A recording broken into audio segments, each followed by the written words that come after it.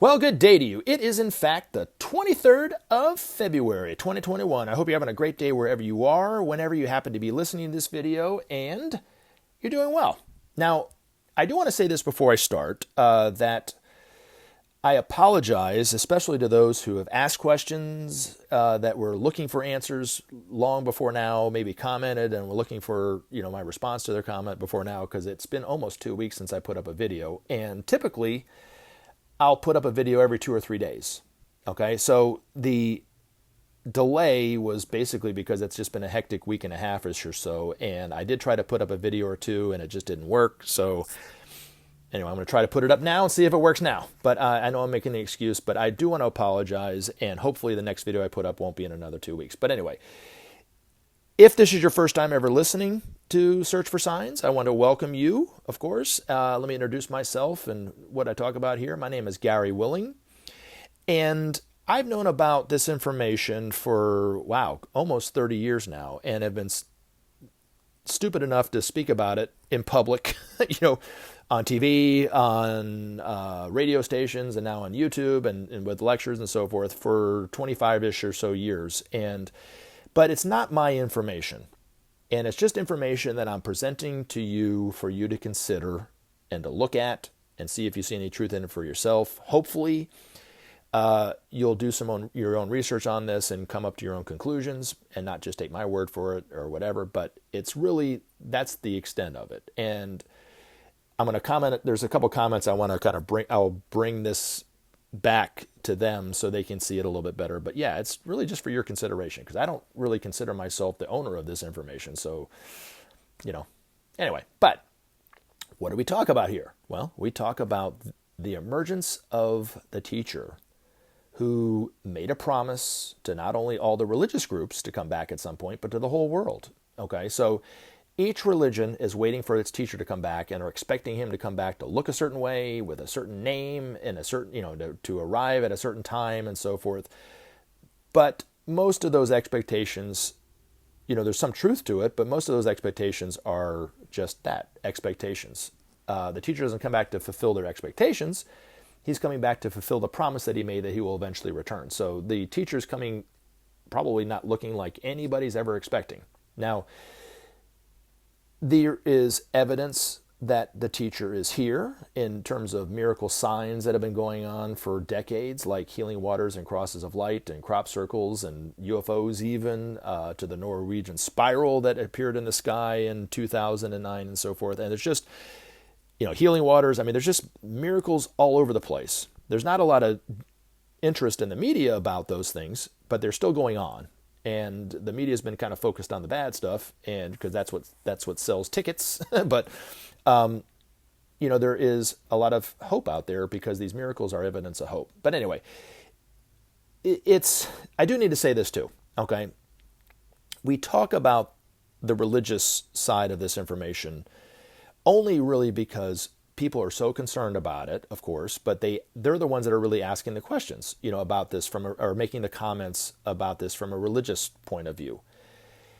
It is not important that you see this from a religious standpoint. Okay, so if you don't believe anything that I'm saying about who and what the masters are or Maitreya is, it does not matter. The most important thing is to look at the priorities, because you really can't deny that we must at some point solve the environmental problem. Okay, now the teacher, who I think is the one awaited by all the religions, you might not believe that he's even here, has said that peace is the most important thing that we can accomplish because of two things. One, any war, no matter how small, could eventually escalate to a global war and involve other nations, and all these nations that have nuclear weapons that could eventually ignite a nuclear war and end life on the planet that way. But also, we must do something about our environment, and we have to do it together. If we do not, well, we won't be here together for very much longer. I don't know how long, but the time is running out in a lot of ways. But we have to trust one another, and nations don't trust each other. And so peace is really trust, and trust is peace, is it not? And so it's not this utopian idea. It's going to be a necessity that we as a people realize that we must create peace. Now, the teacher says it like this: there is a path to peace, okay? And it's very simple. It's without sharing, there could be no justice. Without justice, there could be no peace. And without peace, there could be no future. So the sharing part is the first and most important part to that path. And it's the one that has only been tried one time, and it worked amazingly well. But since then, we haven't done anything about it.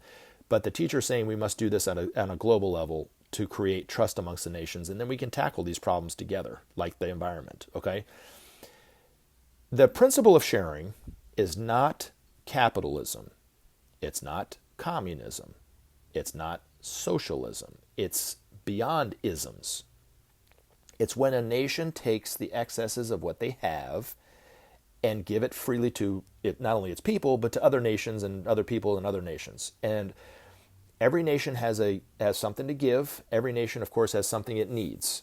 So it can give back as payment to maybe that nation or another nation for what it took. Now, how and why would this create peace, and why would the teachers say that it create peace, and so forth? Well, right after World War II, we tried it and it worked. The United States instituted the Marshall Plan under President Truman, where we gave the excesses of what the United States had to Western Europe to help rebuild Europe. It did that. It brought the people of Europe back on their feet. It stabilized the political and economic unrest in Europe, of course. And then, of course, they started to create excesses and gave back to the United States what they initially took. And it created an economic boom here in the United States in the 50s. But 70 or so years after the principle of sharing, or the Marshall Plan, if you want to call it that, has taken place, nations that typically didn't trust one another prior to this started to trust one another, and we actually have a peaceful relationship with them now. And none of those nations have attacked each other in any way, shape, or form. Germany has not tried to take over Europe. England has not come over to the United States and tried to retake over the United States like they did back in the early 1800s. I mean, it's totally stabilized things, in that way. If we did it globally, nations that don't typically trust one another, like the United States and let's say Iran or North Korea, could perhaps start to trust one another, and then we could start to tackle our problems, like the environment and so forth. So, that's why I think that what the teacher is saying is true, that the only way to peace is to start the principle of sharing. Now, what we talk about here, of course, is what is a master? Okay, now before I get into the questions, I just want to say this. What is a master? Does that mean that they have power over us, or there are, superiors or anything like that? No, of course not. There's a very common, in fact, it's so common that the majority of the billions of people that live on this planet believe this to be true, that humanity is at the top rung of the ladder on this planet. That there's the mineral kingdom, the vegetable kingdom, animal kingdom, and then us, and then nothing else above us, right? Well, perhaps that's not true. Maybe there's kingdoms above humanity, and there's even kingdoms above humanity on this planet. And the kingdom above humanity that I want you to consider to possibly be there is the kingdom of souls, or the spiritual kingdom, or the masters of wisdom. Now, each one of us owes our body to the animal kingdom, but we're not animals, are we? Right? We're something different. We have our own directed purpose. We have memory of early childhood and so forth, and we have plans, and we're creative, where animals are not in that, that way, right? It's that innate divinity within ourselves that brings this about, but we're not manifesting it perfectly, of course. Now, if you were to imagine the highest aspect of yourself, if you could just sit here for a second and just think, is it loving unconditionally, moment to moment, without exception? Is it being truly creative? Is it being wise and having the knowledge of all the ages at your fingertips at ease and that kind of thing? Or what is it? What do you see as the highest level of yourself? Well, that is what a master is, but they do it moment to moment. They love unconditionally, moment to moment, without exception. They manifest their own divinity moment to moment. They know nothing but joy. They know no fear, even. They relate to each other as souls perfectly. They don't harm anyone perfectly, because they've learned the lessons that we're still learning. They are creative, beyond measure. They have all the knowledge of the ages at their fingertips, and it's just easy for them to know very complex solutions to complex problems. They know, they can speak it very simply and very articulately to you, right?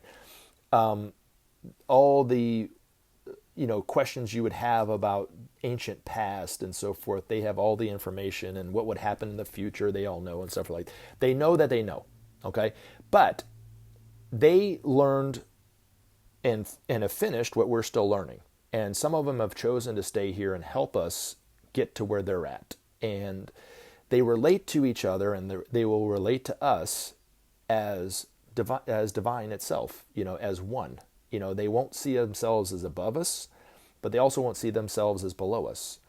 They will relate to each one of us as we really are, but they will relate to us without fear, without any kind of prejudice, without any kind of agenda.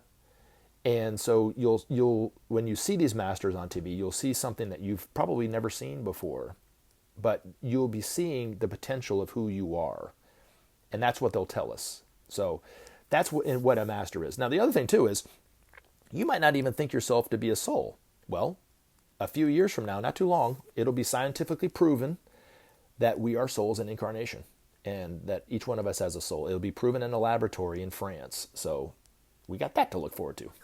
Now, I do have a couple comments and some questions to cover. If you have a question about what we talk about here, simply post your question as a comment. That's the best thing to do, and I'll try to answer it. And hopefully it won't be 2 weeks before I answer it. So anyway. All right, now the first question, it's kind of a question, more of a comment, but it's a question. It comes from Mariette Graham. And she's talking about Maitreya, and she says, but he can't stop COVID, question mark, question mark. Yeah, right. Miraculous. Well, it's not for him to eradicate COVID or any disease. And I want to talk about what diseases are from the master's point of view, and eventually what the cause is, or the cause of it is, and what the cure of it is. Okay, so thank you for this, because it actually gives me a chance to talk about this. But the Maitreya and some of these masters, I'm sure they heal people all the time from diseases as much as they can, but it's our lesson to learn. And the lesson is this. Okay, so this is coming from one of the masters about healing and health and all that stuff. Disease is ultimately the result of wrong relationship to our higher self, the soul, to our brothers and sisters throughout the world, and to the whole of which we are a part. By the misuse of soul energy, we set in motion the causation. By wrong relationship to our fellows, we bring about disequilibrium and disharmony and illnesses of all kinds. Through our sense of separation, we cut ourselves off from the healing potencies which everywhere surround us. So, it is our lesson. Every one of these diseases is karmic, and COVID is no exception. And I think, and I'm just saying this, I think that disease is ultimately, and this is what I think the master is saying, is ultimately the false belief that we're separate, and we live our lives separately, not only from ourselves, we cut ourselves off from our higher self, but we cut ourselves off from everything in life in general and so forth. And that's what creates the illnesses and the diseases that we all experience. Now, unity is just a word, right? But unity in action is the principle of sharing. And I do think that once the principle of sharing starts to take place, it might not be right away, it might be over time, but eventually diseases of all kinds will start to fade away, because we will be living life, not just talking about it, but living life like it really should be, that we are one. Now, like I said, it might not eradicate diseases all the way, but it will definitely bring us a lot closer to who we really are, and then eventually diseases will start to fade away. Because these masters don't get sick, because they don't see life the way that we do. They see life as it truly is, as one thing, as unity, right? We see life as separate.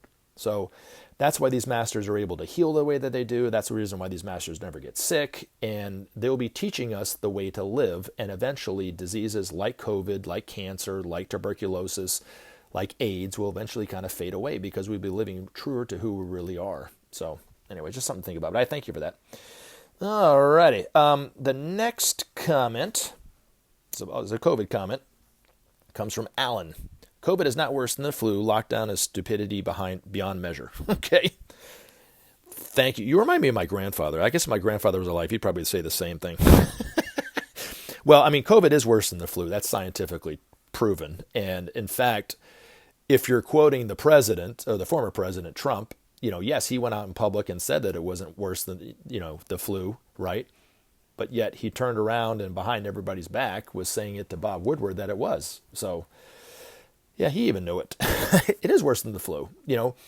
The lockdowns, I don't necessarily agree 100% with the lockdowns either, but at the same time, people have such an issue about wearing a damn mask. That would have stopped a lot of it too, But I do think the lockdowns, and this is something, just because I like to see, I live life kind of on the sunny side of the street kind of deal, but once the lockdown started last April-ish, late March, April and May and stuff, I know in Atlanta, I don't know where you live, Alan, but in Atlanta, the air quality was like I'd never seen. It was like the air was so clean, it was sweet. I have never experienced this in my entire life, and as hard as it was to see people suffering because of the lockdowns and so forth and out of work and everything, I didn't want it to end. Selfishly, I didn't want it to end. And I do think that it's just a little taste, for lack of a better word, because the air tasted sweet, of what the environment will be like in the future. It will be a lot cleaner, and I just remember, I cough a lot of times when I do these videos, and it's not because I'm sick, it's because of my allergies. And when I go for walks in Atlanta, I have a hard time breathing sometimes, and because of the cars and stuff. But when the lockdowns happened and I went for a walk, it was just like I could take these huge gulps of air and just gulp it in and not cough. I didn't feel my esophagus constrict or anything like this. I didn't sneeze. I didn't feel like my sinuses were congested. It was wonderful. So anyway, but thank you for that. Now, the next thing you talked about, and this is more in line with what we talk about here, not so much about COVID, you assume that there were interviews, but I question whether it is possible that he would not be remembered and recognized after having a few hundred video interviews on major television channels all over the world. Many journalists who watch many TV channels should have noticed that the man was interviewed many times before. The only way to stay anonymous after having so many interviews is to be dull as much as possible. Okay, he's not dull, I can assure you that. And even then I question whether it is possible. Just look at how quickly people have spot Raj Patel as a possible Maitreya who was talking about sharing. Okay, so a couple of things, Alan. I appreciate your comment. I understand your concern and your doubt. That's fine with me. So Gary to Alan, I don't, that doesn't concern me. Okay. Raj Patel denied that he was Maitreya, first of all. If you were familiar, as I am, with this information and knew Benjamin Creme and read his books and so forth, he had said for decades that when Maitreya was out known for who he was, or was starting to be recognized on TV, that people would ask him, are you the Imam Mahdi? Are you the one that Benjamin Creme was talking about? Are you Maitreya? Or whatever, right? Because he's not going to use that name. He had said that for years that he would not come out initially and use the name Maitreya. He was going to use another name, okay? But he said, and I quote, that Maitreya would never confirm it nor deny it. So Raj Patel denied it. So that should have told everybody right there that was familiar with this information that he wasn't Maitreya. I have a friend in New York, a very dear friend, who had met Raj Patel years ago at a dinner party in New York. And she told me for point blank, she goes, that's not Maitreya, because I had seen him years ago. And Maitreya was living in London and didn't leave London up until the point that he actually had those interviews. So, yeah, that's not him. But anyway, the other thing is, and I disagree with you, that I do think it's very possible for him to be on TV and not be recognized. For one, I don't think he looks anything like people expect. Two, I don't think he's even talking about things that people expect in the way that people are expecting.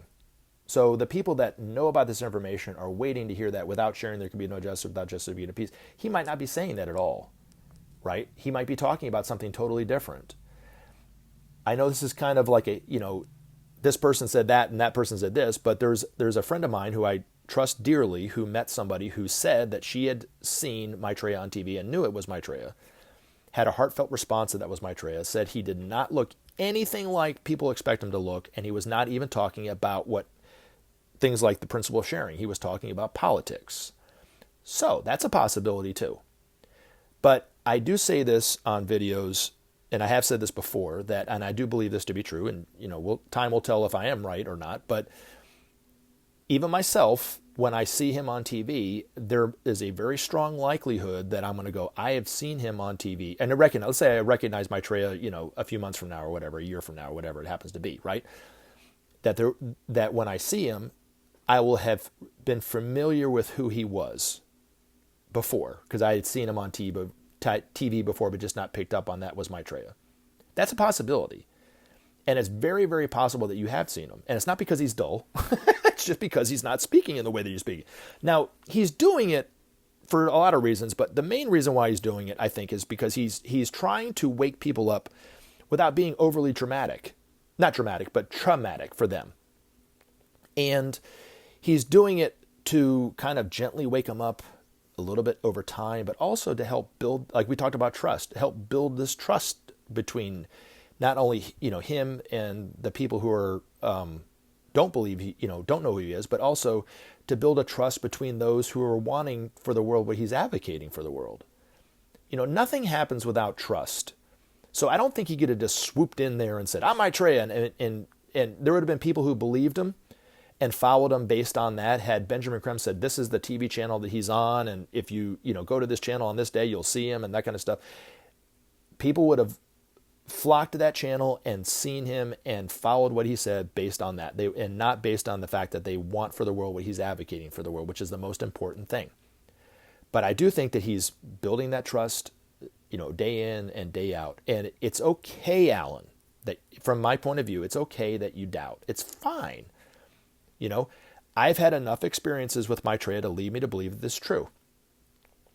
And I have complete faith that I will eventually recognize him on TV. Okay? You might not. That's fine, right? You have all the information that you need.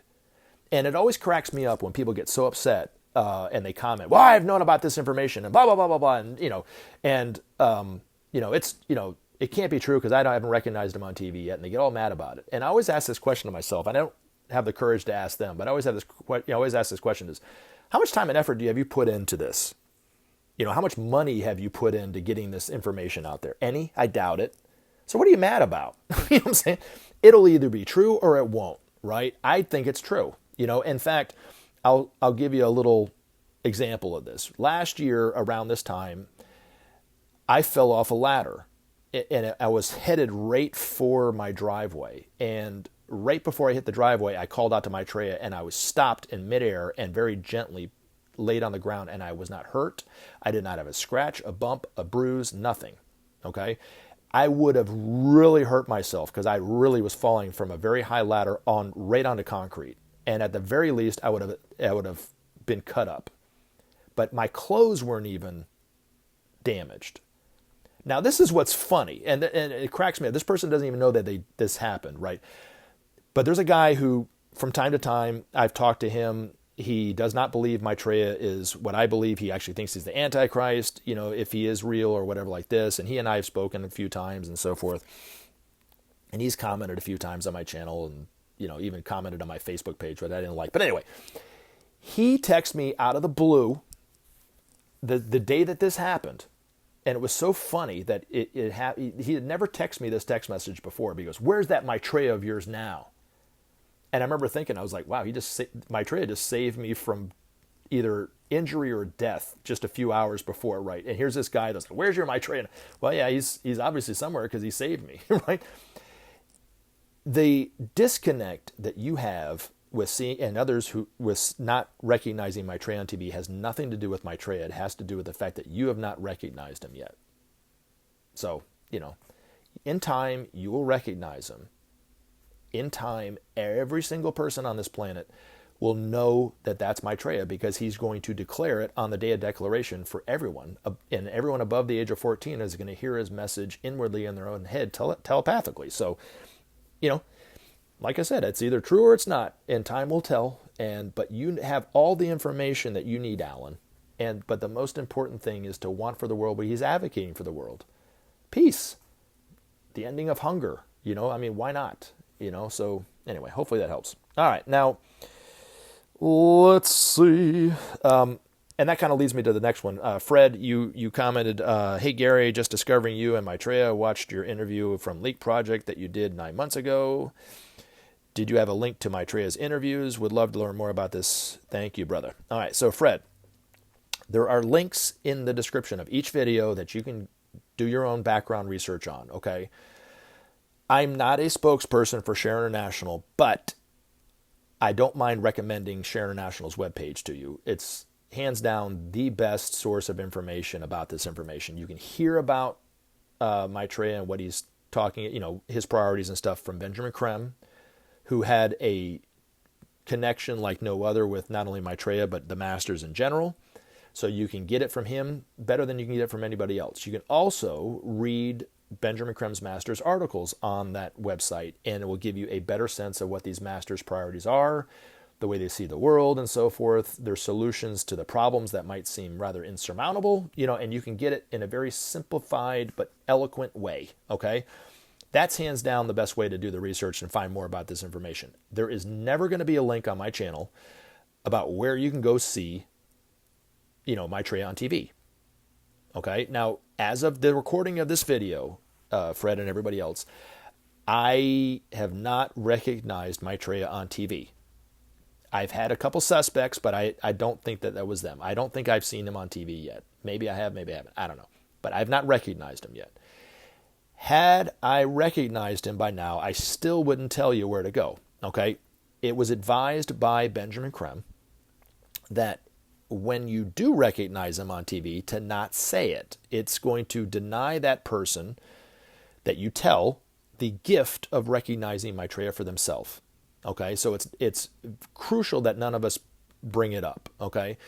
Also, perhaps if I said it, there'd be some people that would believe it because I said it even. I don't know, maybe not. Doesn't, And they would listen to Maitreya on TV because they think he's Maitreya, right?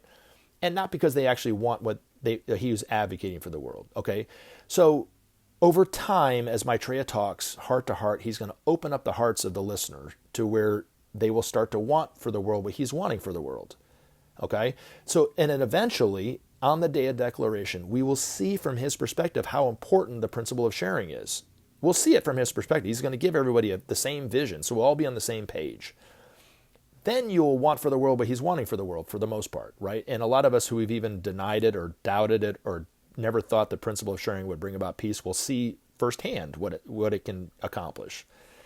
That's the most important thing, not just blindly following him because I or somebody else thinks he's Maitreya, So Benjamin Creme always said, if somebody asks you, is that Maitreya on TV? The best thing to say is, what do you think? So what do you think?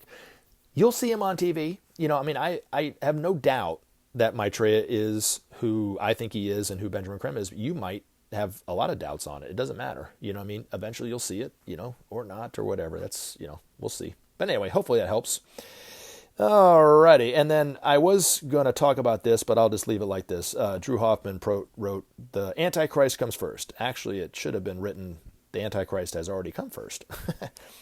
The most common misconception of the book of Revelation, just as the book of Genesis, is the timing of everything. In Genesis, it's the God created the world in 7 24-hour periods or days, right? Well, there's no truth to that. It took billions of years to create the universe. When Moses was speaking to the people, he was using it as a symbol so people could understand it. They had no clue what a billion was. In fact, the word billion is a relatively new mathematical term. If you read a book that was written 150 years ago, or even, maybe just a little over 100 years ago, they always said 1,000 million. It wasn't a billion, right? So how could you relate that to somebody? They wouldn't even have a concept of it. So it was built in 7 days. It was just to get the point across, right? Same thing with Revelation. It's like, everyone relates everything back, Revelation back to their own time, and they've been doing this for centuries. Nowadays is nothing new, that these are the end times. People have been thinking it was the end times for centuries, really, if you look at it. And they always thought that the Antichrist and the Christ would come out relatively quickly there would be a relatively short amount of time between the Antichrist coming out and the Christ actually getting here, right? So the beasts that were written in the Bible, or the Antichrist, were written over about a 6,000 year period, and meaning that the first beast that John was writing about was Nero, to where the second beast was the Antichrist, was the energy that was sent through the Axis powers during World War II, with the Nazis in Germany, the fascists in Italy, and the militarists in Japan. So those three created the 3 points of darkness, which allowed the Antichrist energy to be released. And then it's referred to in the Revelation as a time and a half, which is the age of Aquarius plus half of the age of Capricorn. So that's another, I don't know, almost 4,000 years from now, right? The beast will be re-released at that point. So it's over a 6,000 year period, not just a couple weeks or months or a year or so. It's just, people don't relate things like that. And when John saw the future in the way that he did, he had to write it in symbols so people could maybe possibly understand it. But he wrote it symbolically. And in the writing of it symbolically, it allows the person to use their intuition and maybe come up with the truth for themselves and not just be handed and spoon-fed what he's saying too. So it's also a learning process for the person, but I don't think for 1 second that it's the Antichrist is a person, and I know people are scouring the internet, scouring YouTube, scouring all this stuff to try to find it. And of course it's somebody who doesn't believe politically what they believe is the Antichrist or whatever, but that's all just nonsense. The work of the Antichrist is to destroy the old ways of thinking and relating. And when it was released through Nero, it did just that. It destroyed the Roman dispensation, allowed Christendom to eventually flourish. Once the energies of Pisces started to kind of crystallize, well, you can't build the new energies of Aquarius on top of that. There has to be a portion of those energies of Pisces to be destroyed. And that's what the Antichrist energy did. And you might not see it now because we're neck deep in it, right? But it's done its work. The Antichrist energy that was sent through the Axis powers, we don't relate to each other and the world and the universe the way that we did 100 or so years ago. We relate to it differently. It's not perfect. We still have qualities of the energies of Pisces, of course, but it's just we don't relate to that 100% the way that we did. Like the Victorian age and that kind of stuff. We don't look at life like that. And that was because of the work of the Antichrist. But it was never written in there in the Bible by John to be meant to be taken as a literal person that was come out and fool people. But if you look at, and I'll leave you with this, if you look at the qualities of Hitler, which he wasn't necessarily the Antichrist, but he definitely was used by those nefarious forces, he definitely fit the bill, in a lot of ways. So, anyway, hopefully this all helps. But anyway, you guys take care, and it will be sooner than 2 weeks before the next video, I promise. Take care. Remember to take action and help SOP save our planet. Thanks for listening, and we look forward to talking to you again in future videos.